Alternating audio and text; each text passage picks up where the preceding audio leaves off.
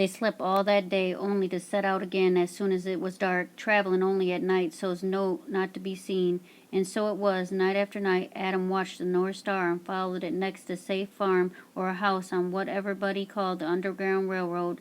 Some places were marked with a piece of calico tied to a bush by the front door, while others had pots standing on the front fence posts.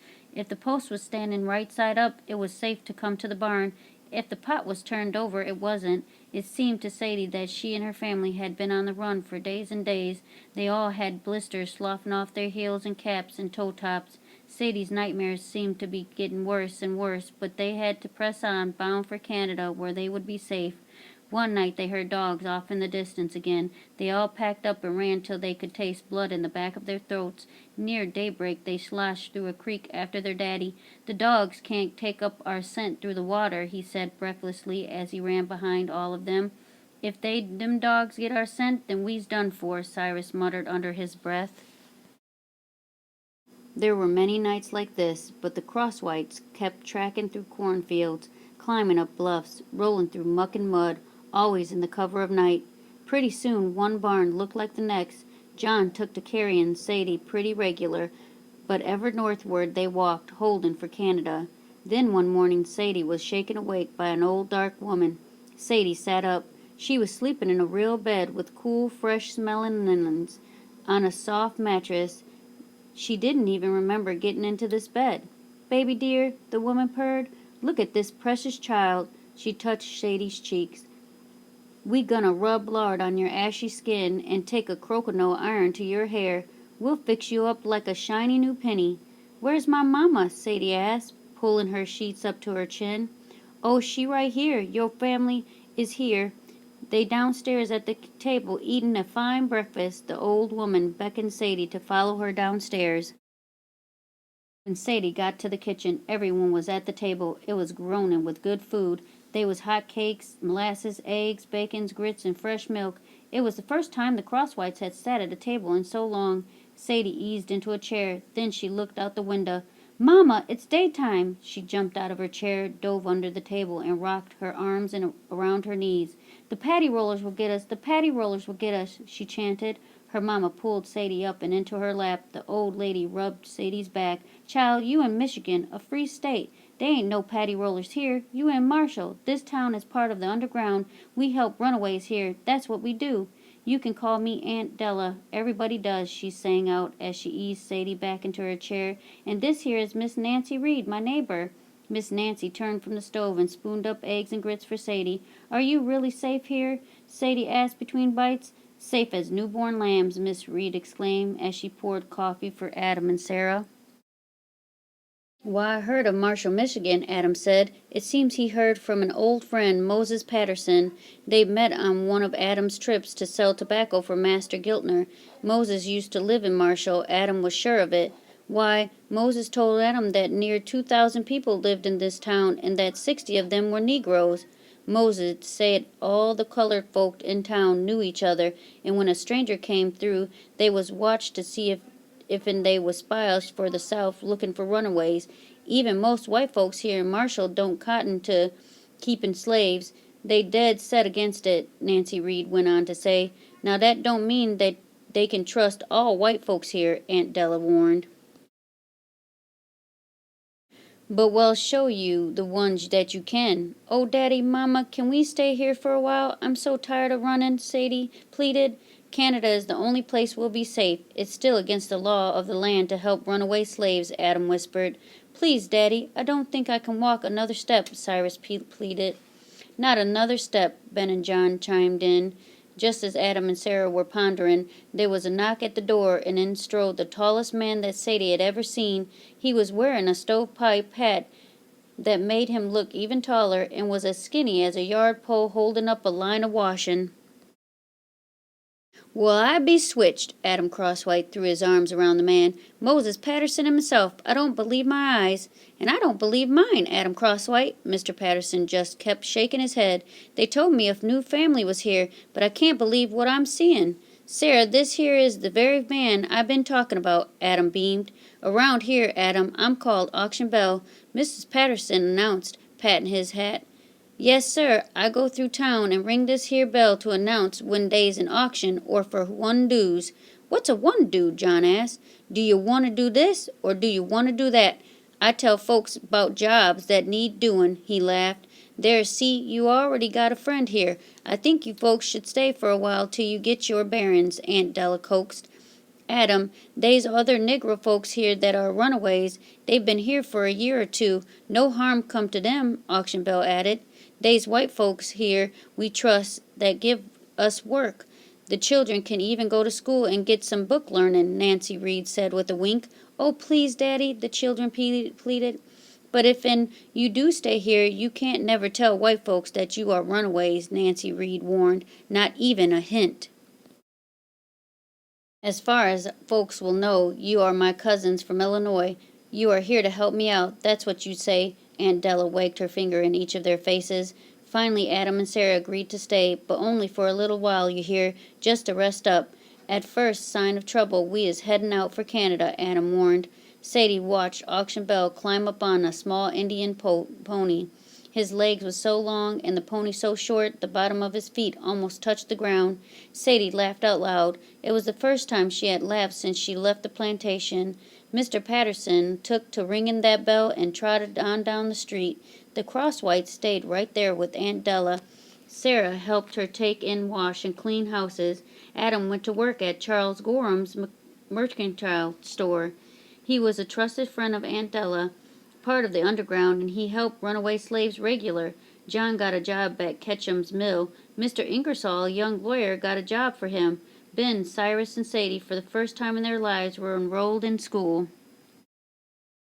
It was at school that Sadie learned how far Marshall was from Kentucky. Fact is, it was the first time she had seen a map of the whole country. See, this here is Michigan, a girl with a golden mop of hair whispered to Sadie as she pointed at the map. It's the only state in the Union that's shaped like a mitten. What's a mitten? Sadie asked. It's a knit glove to keep your hands warm in the snow, silly, the girl answered. I never seen snow, Sadie whispered. We get snow that's so deep it reaches all the way up to our second floor windows. Where are you from, anyway? The girl asked. She looked puzzled. Sadie remembered what Aunt Della told her to say. We're from Illinois, she answered. But you get as much snow as we do, she exclaimed. My name is Sadie Crosswhite, she blurted out, trying to change the subject. My name's Polly Hubbard. My daddy is the judge here in Marshall. She grabbed Sadie's hand and took to shaking it. After school that day, they walked home together. I have 3 brothers, Sadie told Polly. I have 2 of 'em, and ain't they smelly, though? They both laughed. From that day on, you almost never saw Polly without Sadie, or Sadie without Polly. One day, when Sadie was visiting Polly, they was playing dolls up in Polly's room. Suddenly, as she was holding one of the dolls, tears rolled down Sadie's cheeks. Sadie, what's wrong? Polly whispered. The only toy I ever had that was as beautiful as this was a little sparrow that January made for me, and I don't have it any more. What happened to it? Polly asked. It got left in a house in Illinois. Who's January? Polly asked. He was my eldest brother, 'ceppin' he wasn't really. He lived with us and I loved him like one, Sadie said softly. What happened to him? Polly asked. Sadie finally murmured, He died, least that's what I think. Daddy dug his grave hisself. Polly hugged Sadie. I just wish I still had that sparrow, Sadie sputtered. Both of them little girls sat on the edge of Polly's bed for the longest time. Look, Sadie, it's snowing, Polly suddenly sang out. Both girls ran to the window light and watched the lacy flakes float down from the sky. Sadie, for the first time, saw snow.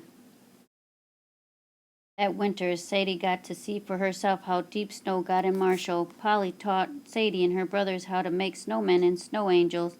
Polly took the Crosswhite kids sledding down the deep hills at Ingersoll's Holler by the mill. Adam Crosswhite was doing very well at Mr. Gorham's store, so well that he was soon keeping records and even had people working under him. John was earning real good at the mill. Mr. Ingersoll even let him read some of his law books. He had commenced to spark Aunt Della's niece, and there was talk that they might marry up. Ben, Sadie, and Cyrus took to book learning, so good that all 3 of them were on the honor roll. Life was good for the Crosswhites there in Marshall. Sadie wasn't having her nightmares as often, and the whole family belonged to a church. Adam and Sarah, along with the Ingersolls and the Gorhams, were part of an underground helping other folks come through Marshall on their way to Canada, but not a day went by that any of them let down their guard. And then came their first spring in Marshall. Adam had moved his family into their very own house 2 summers before. One evening, Auction Bell came by to tell Sadie's daddy that they was a stranger in town and that everybody was watching 'em. That night, Sadie had a nightmare that was worse than any of the others. She dreamt that Lee, Ford, and Troutman broke down the door and tried to drag them out of their home. She woke up in a cold sweat, then eased herself when she remembered she was safe and it was spring and she was in Marshall. In the spring, a very special blessing came upon the Crosswhites' house. Sarah birthed a sweet baby girl. Sadie had a new sister. "I'm going to name her Frances," Sarah whispered, as they all gathered around her. Sadie and her brothers looked at each other in shock. "But, Mamma, that's Master Giltner's name, and Master Troutman's too. How can you do that?" Ben asked. "So's none of you will ever fear that name again. From now on you'll think of this here baby girl and know that she was born a free person, in a free state. I want her name to stand for freedom from those two men." Then one night there was a knocking on the door. Mr. Gorham and Mr. Ingersoll came by often, but this night they hurried in. They looked bothered. Adam poured them cups of coffee and chicory, then leaned in to Adam. "There's talk that slave trackers have been seen close as Coldwater," Gorham said between sips of coffee. "They was asking questions about Negroes traveling through," Ingersoll added. "Coldwater is only 12 miles away from here," Adam whispered. He could see Sadie peeking around the edge of the doorway. "I heard they captured some runaways in Indiana near as Goshen," Sarah whispered as she sat down near them. "Well, as long as there is breath in my body, no one is going to take any runaways from Marshall," Gorham said as he stood up and pounded his fist on the table. "Never," Ingersoll agreed. The Crosswhites whispered more with the two men, and after a time Ingersoll and Gorham left. Sadie and her brother snuck on up to bed. When Sadie fell into sleep, she had one of her feverish nightmares. The patty rollers came and got her family and took to beating all of them. This time Mr. Troutman and Mr. Giltner was standing over 'em. She woke up bolt upright in her bed. Sweat was running down her forehead, and her heart was beating so hard she could hear it. She sat up for the rest of the night and watched for the sun to rise. Next morning at breakfast, Adam gathered his family around him for a meeting. "You probably heard that patty rollers have been seen south of here. I want you children to know that I have a plan. If ever anyone comes to this here door and tries to take any of us, ever, I've made a signal with Auction Bell. You know he's no more than 3 doors away, so when I fire a single shot in the air, that's his signal to tell the town people will come and help us. Negroes and white folks will come running, I promise you. I don't want any of you to fret."